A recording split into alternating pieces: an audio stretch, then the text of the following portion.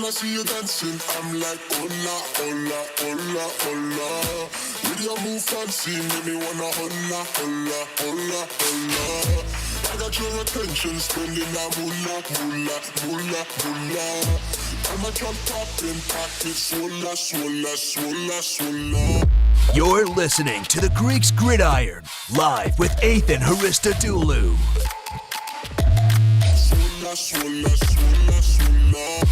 Welcome back to another episode of the Greeks Gridiron, everybody. I am Ethan Haristadoulou. It is May 10th, 2021 on a Monday.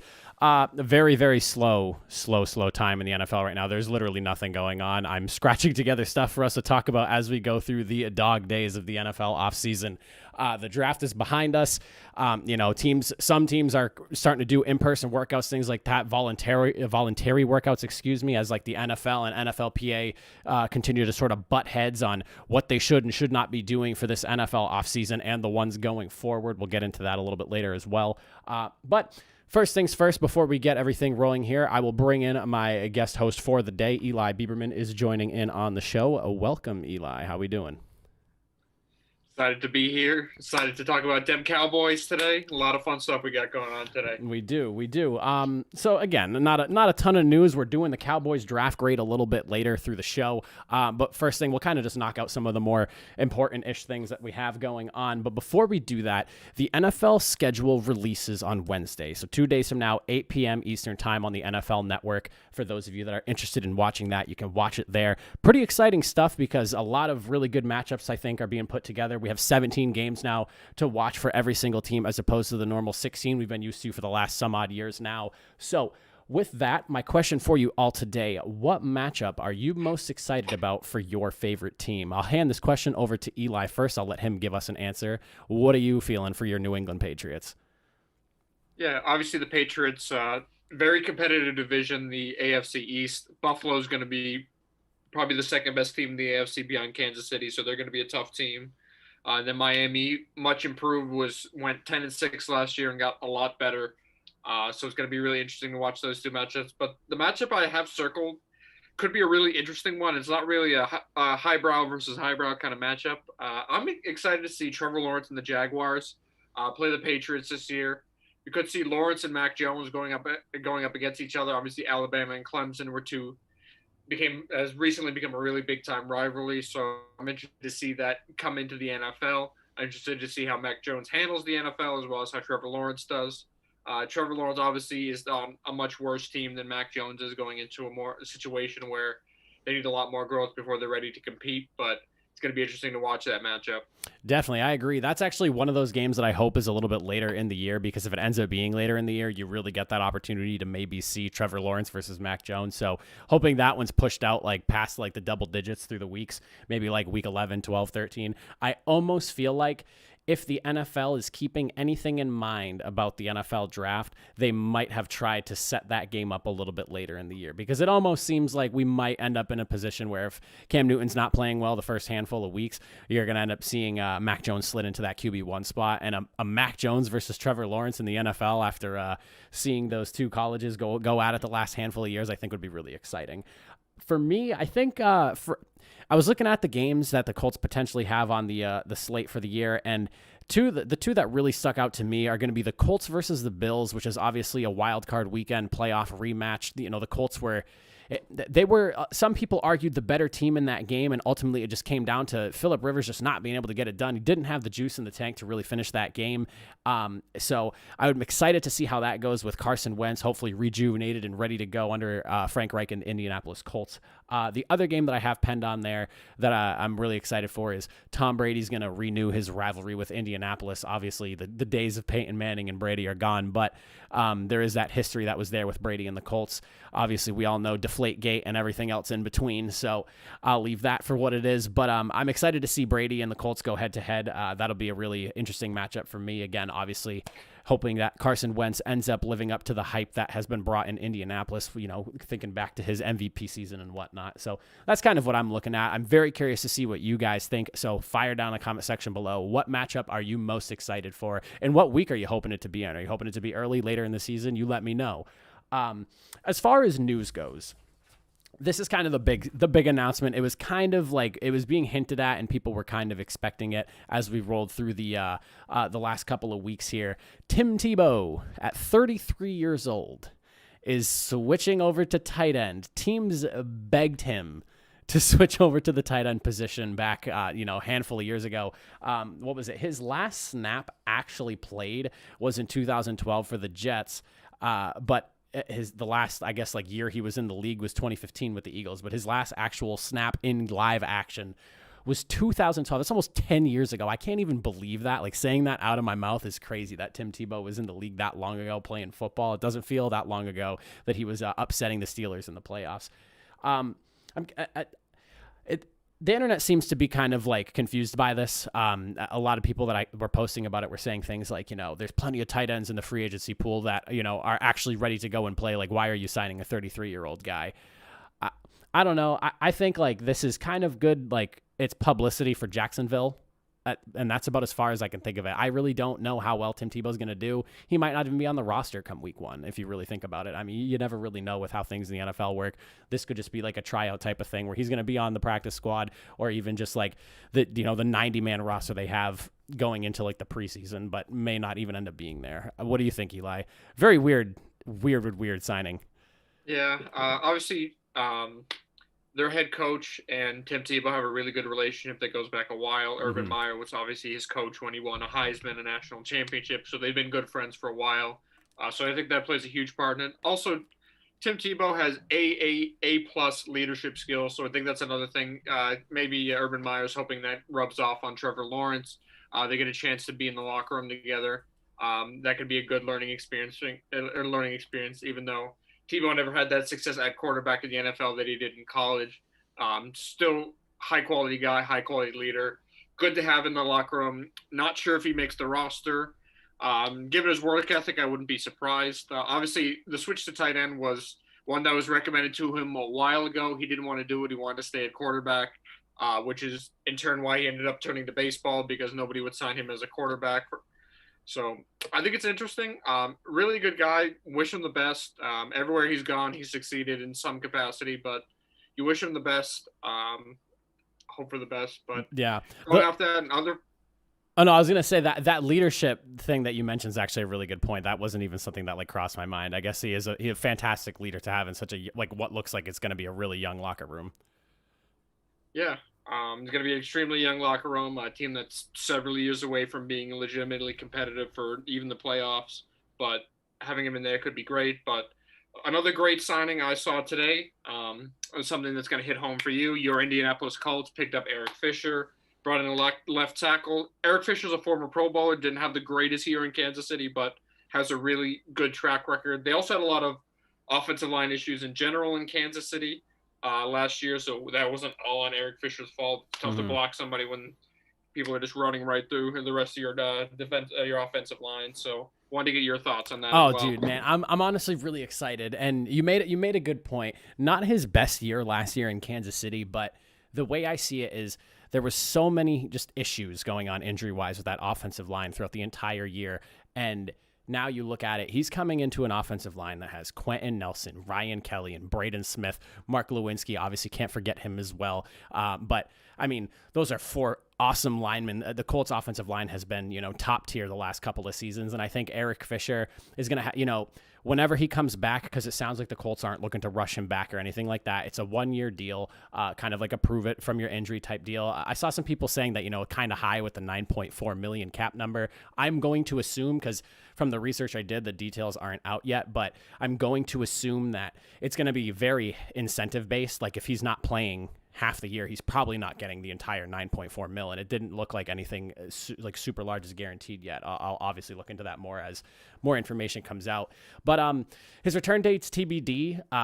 So if he's not coming back till October, and the Colts really want to just let him recover completely, and there's no rush. They have Sam Tevy, they have Julian Davenport. I mean, you have a good, you're in a good position where you can really wait on him and you don't need to rush him back. And the Colts offensive line's so good on top of that, that also helps that you don't really need to rush him back. So he comes back 100% healthy, paired up right next to Quentin Nelson, man. I think the Colts offensive line, once we get to like weeks 8 through 10, that midseason where he's like kind of expected to be back by, look out, man. I'm really, really excited. I'm trying not to let my hopes go through the ceiling as a Colts fan, but you can see me. I'm smiling from ear to ear. I'm really excited about this pick. This was something that I didn't expect until post-draft when everyone was like, well, why the hell didn't the Colts go offensive tackle? And I was kind of asking the same question, and then this got brought up literally the day after the draft was over, and I was like, oh, well, duh. Like, that's actually such a Chris Ballard type move. I'm really excited for it, though. Outside of league signings, though, we're going to briefly touch on this because I really do not want to keep talking about Aaron Rodgers and the Packers. Ian Rappaport came out today. Reportedly, the Packers have offered a somewhat significant long-term extension to Aaron Rodgers to try to keep him in Green Bay for the foreseeable future, as they've been saying. The two sides have been working on negotiations, but, they're in a very, everyone's kind of disgruntled at this point. The last week has been kind of like a firestorm of just like he said, she said, it's been just like unbelievable to say the least.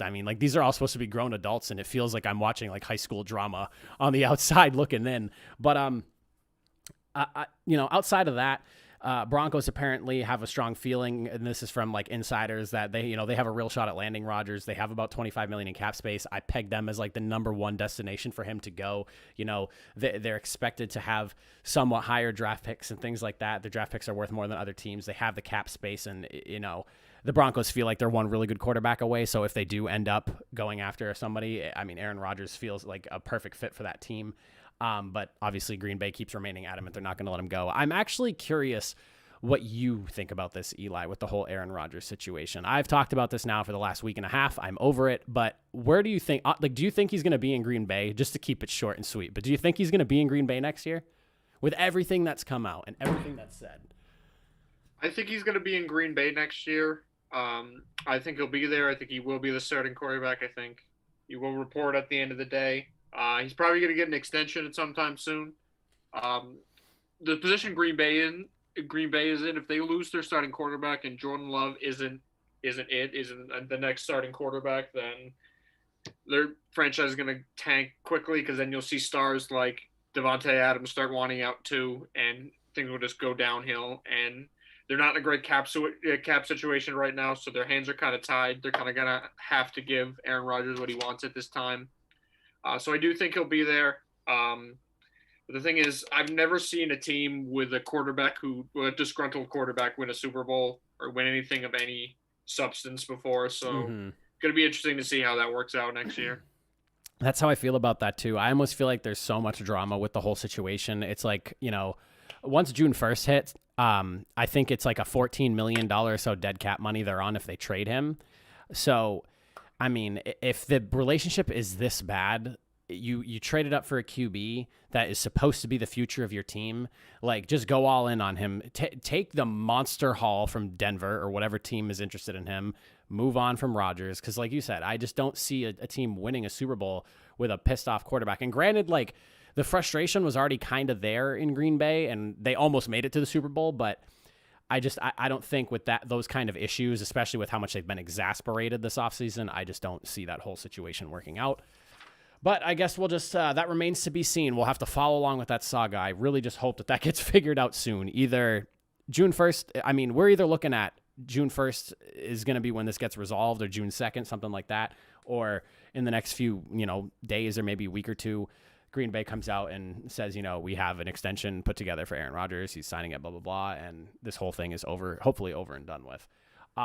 Something I want to highlight, DK Metcalf this past weekend, and I've seen some people kind of hate on him for this. It's so funny because DK Metcalf is 6'4", 230 pounds. All right. This guy's a monster of a man, ran a 4.3 40. Like, it's the weirdest, freakish athlete I've ever seen.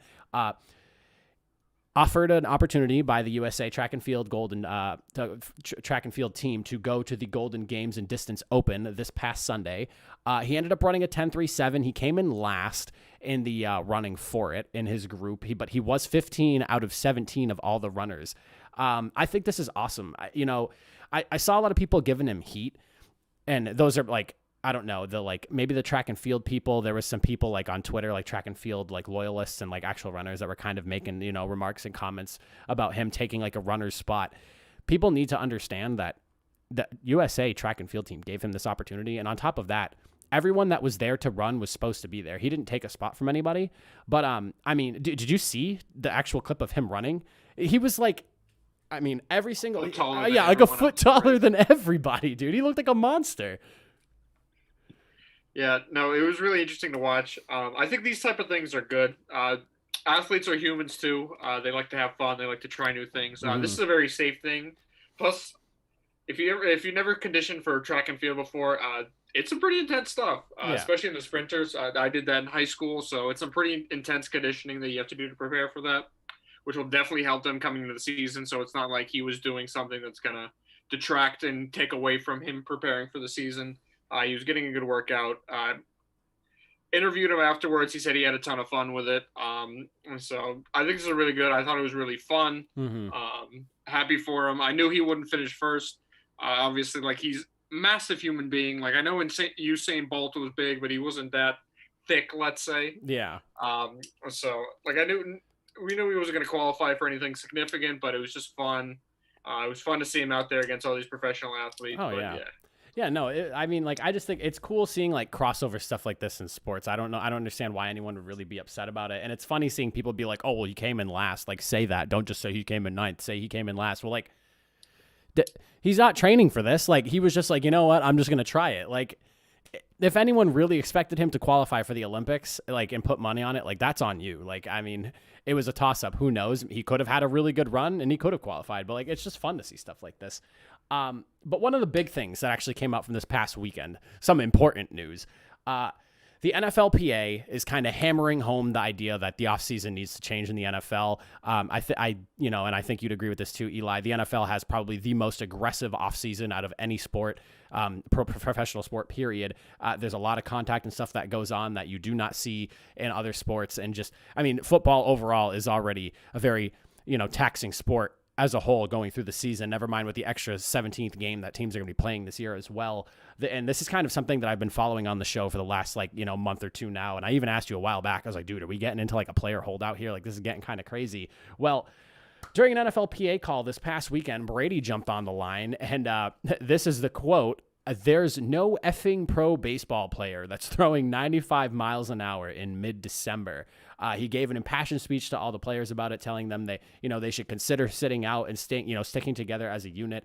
He called out the NFL for being the only pro league with overly competitive drills in the off seasons, citing injury numbers being down this past year. And I was luckily able to pull out my notes from an April 19th show where I actually did this all in detail to kind of put it into perspective. We're looking at a 23% decrease in the injury average from the season prior, or from the last 5 years prior. Concussions were down 30%. Games were more overly competitive within an 11-point victory margin, which is the highest since 2006. 69.9% of games are decided within 8 points, which is the second lowest in NFL history.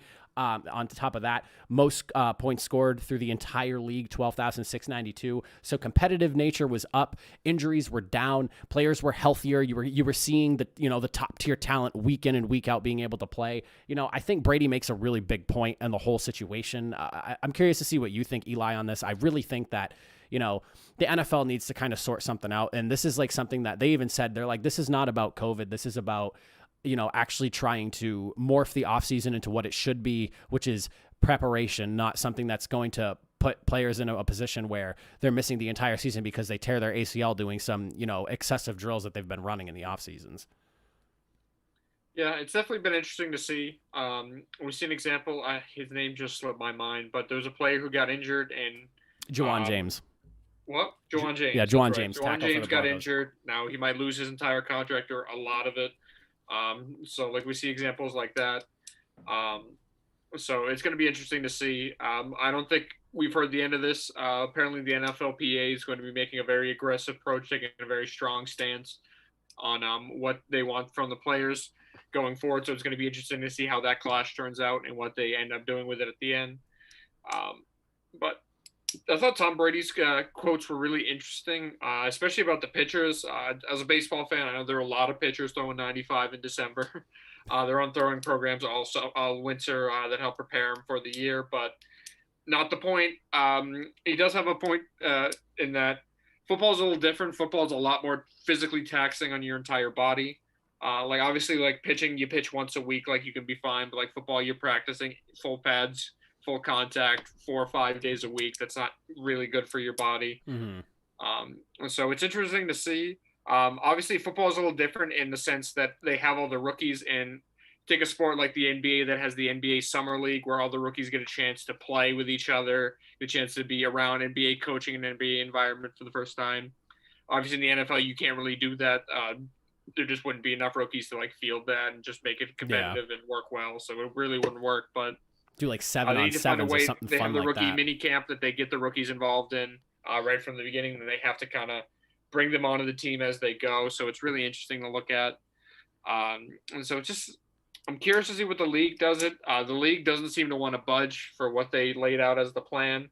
So it's going to be interesting to watch them butt heads the next couple of weeks. It's interesting because like it almost feels like the league hasn't really addressed it. Like this has been going on, and the NFLPA has been making statements, and now this whole thing this past weekend, and the NFL has not come out and said really anything about it, and it almost just feels like they're kind of ignoring them.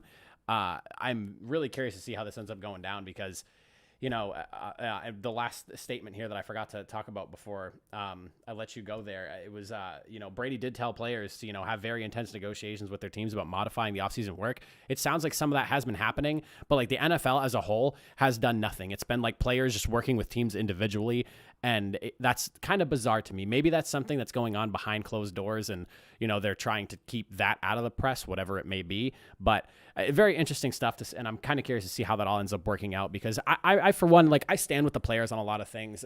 For me, like healthier players means better football, and I'm all for better football. I think last season, obviously, without the fans kind of sucked, but the numbers speak for themselves. The game as a whole was very entertaining, and again, injuries were weighed down. You had a lot of the really good players there throughout the entirety of the season. Granted, you lost some big people at the beginning of the year and throughout the year, obviously, but it was nice to see healthier and more full rosters. And with this extra game coming on the schedule, definitely important that they get that whole thing sorted out. But that's pretty much all the news. Again, slow time through the NFL right now. I'm keeping tabs on like the fan-controlled football league. I don't know if you watched any of that when that was going on, Eli. That was actually some pretty entertaining stuff. I know that they're planning on having another season at some point this year. So I'm keeping tabs on all the other leagues and important stuff going on, or whatever important stuff they have going on as well. But nothing really newsworthy has come out yet. So what we'll shift into now, and I think that this will be a really good conversation because I had a hard time coming up with a final grade for these guys. The Dallas Cowboys. Talk about a very different draft from what you see in Dallas. You know, Jerry Jones is known for taking the sexy pick in the first round, and, you know, everything he does feels like news headlines. So we'll start things off with the needs. Linebacker, D-line, cornerback, offensive line. I think a lot of people would agree that defense was the big thing that they needed to work on going into this year. You can argue as much as you want how good the team was before Dak Prescott got hurt. They were still 2-3, and it wasn't because of their offense. It was because of how poor that defense was doing. Prescott was putting up numbers, but that defense was also allowing them. So we'll start things off starting with the round number 1, pick number 12, the highlight pick of them all, Micah Parsons, the linebacker. Eli, I know you were really high on him. Super explosive. He moves a lot faster than his size would typically allow a normal human to move. He plays like smaller than he actually is, which is really bizarre for how big of a guy he is. You know, edge rusher mentality. He's not afraid to get after the quarterback, things like that. The biggest knocks really were just kind of like, he's a little bit average in terms of coverage for somebody that is as athletic as he is. He opted out of last year. And this was something I did not know until I was really looking into all their picks in the draft. Apparently, there was a little bit of concern because he was pegged as one of the ringleaders in Penn State's like hazing scandal they had going on. So that was kind of like a news thing to me. I didn't actually know that was going on. I don't really follow like the college that much. So that was kind of news to me. What do you think about this? Yeah, I thought it was a really good pick. A little weird. They have a lot of depth at linebacker, obviously with guys like Jalen Smith, Dylan Toe, but their ability to not stay on the field really made this solidified this pick for Jerry Jones. Also, It was no secret that Jerry Jones wanted either Pat Surtain or J.C. Horn. Those were his two top guys on his board. That was no secret. So that's why we saw the intra-division trade, which is really antithetical to what Jerry Jones likes to do, but I think it was a very smart move. You only moved down 2 picks. At 10, you were probably going to pick Micah Parsons anyways. So you moved down 2 picks and added a third rounder, which I thought was a really good pick. But Micah Parsons, 4.39 speed, flies around the field. Set the freshman record at Penn State with 83 tackles. That's a freshman record there. So he's a high impact guy. If he hits, we could be talking about the next elite linebacker in the league. His athletic abilities off the charts. Great tackler, sideline to sideline capabilities. Like you said, not as great in coverage, but had 6.5 sacks, 19 tackles for loss, 6 forced fumbles, and 5 pass deflections. So all around the field type of guy, a guy that you can plug and play at linebacker. Could be their starter for the next decade if they play their cards right. Oh, yeah. No real injury history to report of. Nothing really that concerns you. Obviously, Russ might concern you a little bit because he opted out last year, didn't play last year. Probably ended up helping his draft stock as see how poorly Penn State played last year. I might have slid him down the board a bit, but Micah Parsons is a guy that could be high impact, could easily win Defensive Rookie of the Year. Probably at this point the front runner for that award. But it's going to be interesting to see how the Cowboys work him into their system. Definitely. It feels like there might be kind of like a change of the guard at the linebacker position there. You cited the injury issues that they have there. I felt that linebacker was kind of a pressing need for them going into the offseason when they didn't really address it too much going through like free agency. I figured linebacker would be something that came up. Like you were saying, I was expecting them to go corner. Cornerbacks obviously jumped off the board a little bit high, which kind of put them in a weird position going into round number 2 because they picked up cornerback Kelvin Joseph out of Kentucky. I thought this was kind of a reach. He was not the highest corner on the board. Talented guy, he's a great tackler, which you can, like, if you can get a corner that's very good at tackling, fantastic. You always want good corners that can tackle. He has very good burst. His interceptions, he's very quick to, come off that back pedal, make the interception, and then just go the other way. I think he had like 217 yards of like return yards off of interceptions off the 4 he had this past season, which is a pretty high number. That's 2 whole football fields. On top of that, I guess like the biggest knocks were his inconsistency because he has up games, he has down games, but the up games are what really like helped elevate him. And I think gave the Cowboys a reason to go so high for him on this was because he had strong games against Alabama, Tennessee, some of the bigger name schools that you want to see NFL caliber talent step up and play well in. So I guess that's partially why they were so willing to go so high for Kelvin Joseph. What do you think on this one? Yeah, I like Kelvin Joseph. One of the biggest question marks, which is probably why he had a 2nd to 3rd round grade on him, was his commitment to football. There's some focus concerns with him. One of my favorite facts, Kelvin Joseph is actually a part-time rapper.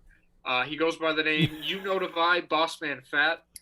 He's actually not bad. I gave him a listen. Not bad. I did not know that. Yeah. He's got all the measurable tools you want in a cornerback. Has 4.34 40-yard time. Flies around the field. Plays just as fast as his 40 time would tell you. Has some concerns too about his focus. When he was at LSU before he transferred to Kentucky, he got suspended for a bowl game. Didn't really cite reasons as to why. Just said violation of team rules. So you're going to be interested to see how that works out, but he'll get a chance to play right away in that Cowboys secondary, which besides Trevon Diggs is very weak and not very talented, but it's going to be interesting to see. He's got great ball skills, 5 pass deflections and 4 interceptions this past season in just 9 games. So he's got the ball skills you'd want in a cornerback you're taking in the 2nd round. So if they can reach his potential in Dallas, then they may have gotten a 1st round talent, but be interesting to watch him perform. So going through the 3rd round, they had 3 picks in the 3rd round. Obviously, they added that one when they made the trade back with the Eagles. So I highlighted the Nashawn Wright pick, cornerback out of Oregon State. This is a guy that he has like freakish size for a cornerback. He's like 188 pounds, 6'4", super tall, very quick for somebody his size. He has a really good nose for the football. The biggest knock to him was his inability to play as strong as he should be for somebody his size. He's not really great in press coverage. And on top of that, he's a little bit slow to react on double moves. Like he's good staying off of like a quick move, but when it comes to like multiple move routes, if a wide receiver is really trying to shake him, it seems like he's a little bit slow to react on multiple. according to all the scouting reports that I was able to read on him. That could obviously be something that ends up being an issue in the NFL because, a lot of wide receivers, especially those top tier guys, they become very shifty. They're very quick. And, when you think of some of the receivers that aren't as athletic, they rely on those double, triple moves to really lose a cornerback to try to get themselves open. It'll be interesting to see how he handles that. I just feel like it was such a reach when I was going through PFF's grading chart. He's like the 272nd ranked pick. And there's only 258 picks in the entire draft. And so that's like somebody who's graded, obviously PFF's not the be all end all, but they do a pretty good job grading guys. I just thought, again, another reach at a position you need. I guess they're going off athleticism. Again, the size and the speed is there. He's very fast, very tall. Hopefully, he can keep, hold his own against some of the bigger receivers in the league. That's very interested on that pick. It's a team need, but it just makes me question if it was the right pick in the third round there. Do you have any thoughts on maybe D tackle? This one's a mouthful here. Osa Odigizua. I was going to say. Osa Odigizua, D tackle to UCLA, and then Chauncey Golson, D end out of Iowa. Any information on those two guys and thoughts on them if you do? Yeah. Super quick about Nahshon Wright. Defensive coordinator new this year, Dan Quinn. You'll remember him. He was the defensive coordinator for the Legion of Boom in Seattle, so he has an affinity for these big corners. Yeah, he had Brandon Obviously, Browner. we saw Richard Sherman at 6'3" and Brandon Browner locking down people.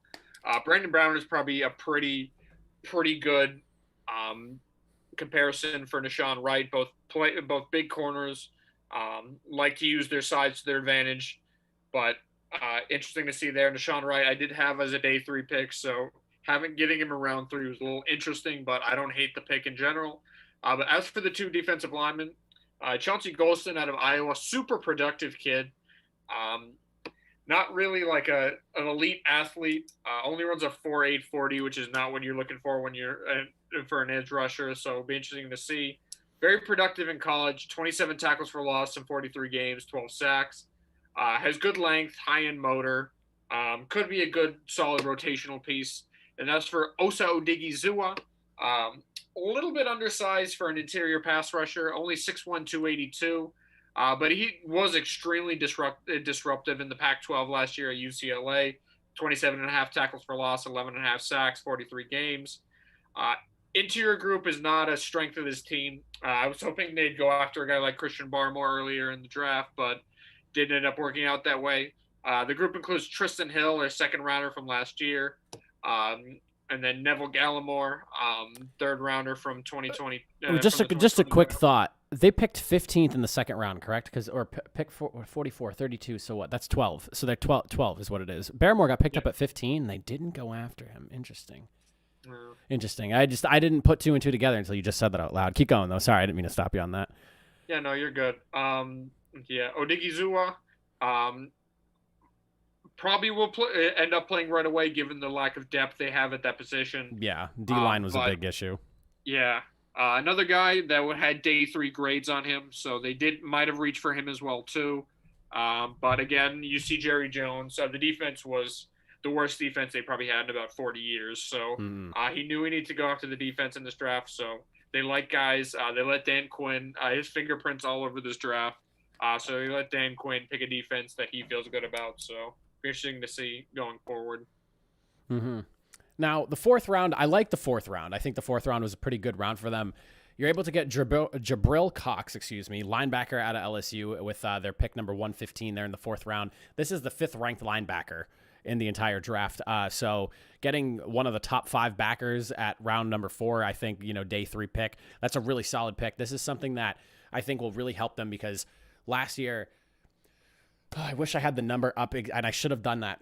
I should have grabbed that number before we started doing this. I think Dallas let up 400 and some, or maybe it was 500 and some odd points throughout the entire year. They were letting up an absurd amount of pass yardage numbers. So adding somebody like Gabriel Cox, who maybe not as strong in the run game as you would like him to be, but Micah Parsons can get, it almost feels like these two picks were like them trying to move away from the current linebackers they have, and they're hoping like Micah Parsons is the big run block, like big run stuffer kind of guy, paired with Cox, who's going to be more of the pass coverage guy, where like you can expect Parsons to stuff the run and maybe blitz more, while you have Cox kind of dropping back with the DBs and things like that, playing more athletic. Some people said like if this was 15 some odd years ago, he'd probably be more of like a free safety than he would be a linebacker, but obviously the way the game's evolving, linebackers are getting smaller and faster.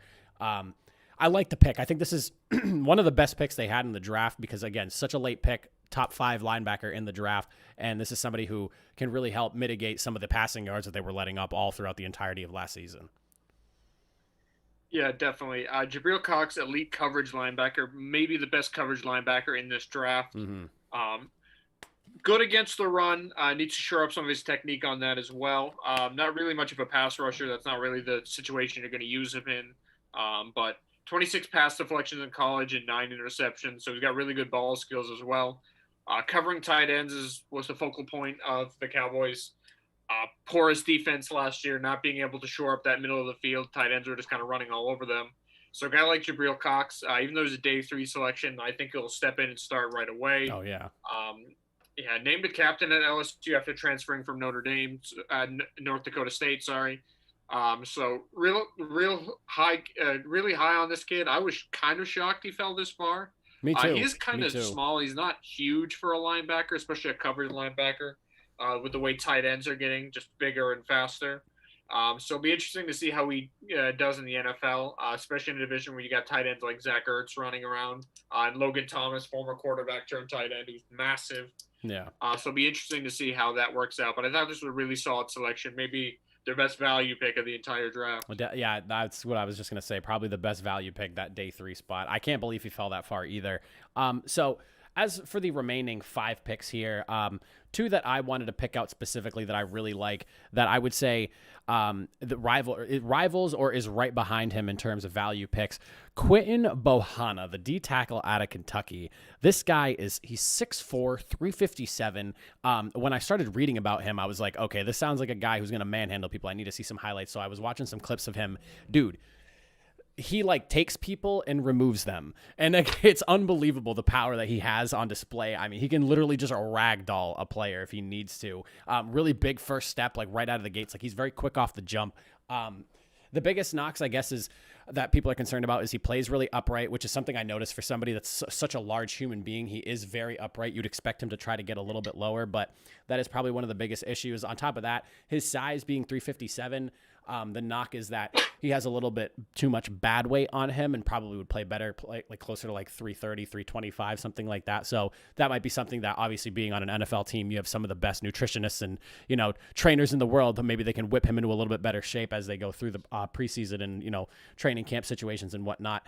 The other pick that I really, really liked, that I'm a really big fan of because, the Cowboys had such a strong offensive line not too long ago, and it seems like piece by piece it's kind of slowly coming undone. This is, I think, a really good depth piece for them, and somebody who could, potentially, if molded right, could end up being a really good guy for them is Matt Farniok, guard out of Nebraska. He's played all 3 positions on the O-line, which you cannot understate how important that is. Somebody that can plug and play at every single position is huge. The Colts, me being a Colts fan, I've always focused in on their offensive line because that has been a horrible issue for us the last handful of years. We have had a guy or 2 here and there who have always been able to plug and play pretty much every single position, and that's something you always need to have, where no matter whose goes down, you can turn to him and be like, hey, we need you to go here and plug in and go. So I think that's really good. He's a very strong leader. He's a 2-time captain over there in Nebraska. He's a guy that, just keeps the wheels turning. Even when he makes contact, he's not just going to get kind of halted in his place. So keeps the wheels turning. And, obviously not the best pass protector, that and run blocker, but somebody that, in round 7 where you get that kind of experience and, utility out of a guy, I think you cannot understate that enough. So I really, really like that pick. Yeah, absolutely. Farniok was a guy I really like. Obviously, getting him in the 7th round, you take 0 risk on him, but he's a 2-time team captain at Nebraska. So with Dallas not re-signing Joe Looney yet, and Tyler Biadasz probably sliding into that starting center position, you needed some depth on the interior of your offensive line. That's definitely where he played some tackle in college, but I think he's probably going to slide into the middle of that offensive line, probably at one of the guard slots. So I thought that was a really good pick. And then they made one of the weirder picks of the draft. Israel Mcquamma from cornerback from South Carolina. Obviously, that's J.C. Horn's cornerback partner mate. Um, exact same player as Nashawn Wright, another really big guy.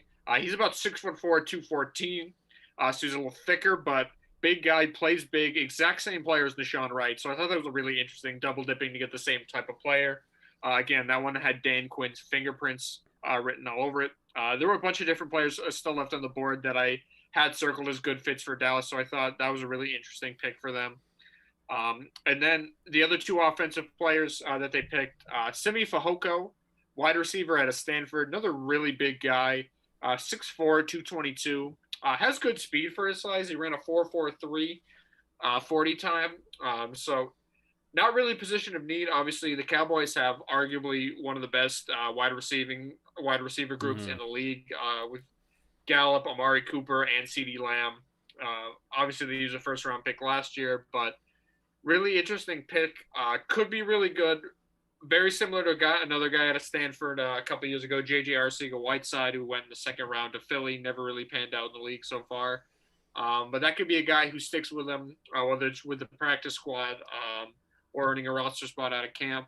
They could be a really good depth piece, so I thought that was interesting. And then Josh Ball, offensive tackle out of Marshall. Josh Ball was somebody who was seen as somebody who could potentially go higher in this draft, but had some problems with some dating violence issues. Back at Florida State, Florida State kicked him out of school. He ended up transferring to Marshall. Didn't have any problems with Marshall, but the history's there. So it'd be interesting to see. Cowboys also have a history of bringing guys like that. A guy like Lael Collins comes to mind, who they picked a couple of years ago. So it'll be interesting to see. While we're talking about Lael Collins, obviously Collins and Tyron Smith both had a share of injury issues, so Josh Ball could be seen as a long-term piece, maybe take over a right tackle. He's seen as a good enough athlete to play out on that edge. So really interesting draft by Dallas. They got a couple day one starters, I think. Parsons, Kelvin Joseph, Gabriel Cox, and at least one of the two defensive linemen will probably start day one. So they got multiple day one starters on the defensive line, which I thought was good. But I didn't really see like the home run pick that I thought, wow, this was a great fit and this was a great way to go. I feel very meh on this Cowboys draft class. So I'm curious what your grade is, because after I sent you the grade that I gave them on the list there, so you know what I have written down. But after talking out loud some more, I feel a little bit different about it, and I'm curious to see what you thought of their grade, and then I'll give mine. Yeah. The Cowboys, like I said, kind of an interesting draft. Obviously, it was no secret they got jumped a couple times for players they want, losing out on the J.C. Horn and Pat Surtain. Then they wanted Trevon Morgan the second round. Obviously, Vegas jumped them to go up and get him. So lost out on a couple players that I thought would have been more immediate day one impact players that would have definitely raised my grade for the Cowboys. I don't think what they did was necessarily bad. They needed defensive depth. Defensively, they were horrendous last year. They were an embarrassment defensively. And with Dak Prescott coming back this year, they could be much more competitive in a very, very winnable NFC East. The NFC East is as wide open as could be. So I definitely see them as a team that's going to be right in the thick of things towards the end of the year. They definitely needed to get deeper on the defense, and they did, which was good. Took a lot of chances on guys that I don't think you needed to. Doubled up at positions I don't think you needed to. Yeah. So I give them a C+. I think they did well. I don't think they did great. Very anti-Jerry Jones draft. This looked like more of a Patriots draft than a Dallas Cowboys draft, but I'm glad Jerry Jones addressed the defense. This could end up being a really good class for them, but for now, I'm going to give them a C+. All right, fair enough. So I hate that I'm going to change my grade after talking, because I had them written as a B+, A-, and I think I weighed just the fact that they went defense so hard because I was a fan of that. I was like, the defense needed to be addressed, but like the more I looked into some of these players, the more I felt like they reached. And so I'm going to go ahead. I'm going to give them a B. I'm going to be a little bit more generous. I'm going to hit them with a B. And I'm going to weigh the fact that they hit team needs so aggressively that shows, commitment to the issues that you had and recognizing your team's faults and where they lied. I'm going to go with a B. I think that's a solid grade. Like you said, they doubled up on some positions. 3 cornerbacks in the draft. I have a feeling someone's going to end up being flipped to safety because on the team needs list, I didn't put safety, but safety was something that a few other places that I was looking at had recommended as a place for them to kind of look. And so I have a feeling that maybe one of these corners ends up being swapped over to a larger safety. I don't know who that might end up being. Maybe it's that would definitely be Israel Mcquamma. He actually has some experience. He started his career at safety at South Carolina, but they flipped into cornerback. Okay, because they had a bigger need there. At 6'4", 215, I don't know if he's going to have the speed and lateral quickness to keep up with NFL receivers. So I think safety might be a better option for him. And maybe that's where they're going. So I'm gonna hit them with the B. I'm comfortable with that. I initially wrote them as a B plus A minus, but I think I jumped a little bit high on that. I was very happy with the whole defense. I thought they really needed that. But after talking about some of these guys with you, I definitely think B sounds about right for me. But that's it for the Cowboys draft grade. So Cowboys fans, if you're upset about that, let us know down in the comment section below. I would love to see what you guys think how your team did going through this draft. But that pretty much wraps up the show. Again, slow news day, not a ton to talk about. I was very happy to be able to get you to come on for the entirety of the show, Eli. Love having you on to chat about stuff and have you spew just all the college football knowledge I know you have that I don't have. But that's going to be it for the show, everyone. As always, remember, liking, commenting, sharing, subscribing, all that good stuff. We just surpassed the 75 subscriber mark. We're currently at 78, trucking our way over to 100. So be sure to subscribe if you are enjoying the content. You can find us on all the social medias, Instagram, Twitter, Facebook, and whatnot for various posts and things that I talk about or whatever it is that I feel like sharing up on there. But outside of that, that's it. I appreciate you all for watching. Thanks for joining, everyone. We'll catch you all later with another episode of the Greeks Gridiron Thursday, 5 p.m. Eastern Time. We'll see you soon. Thank you so much for having me again. Always a pleasure.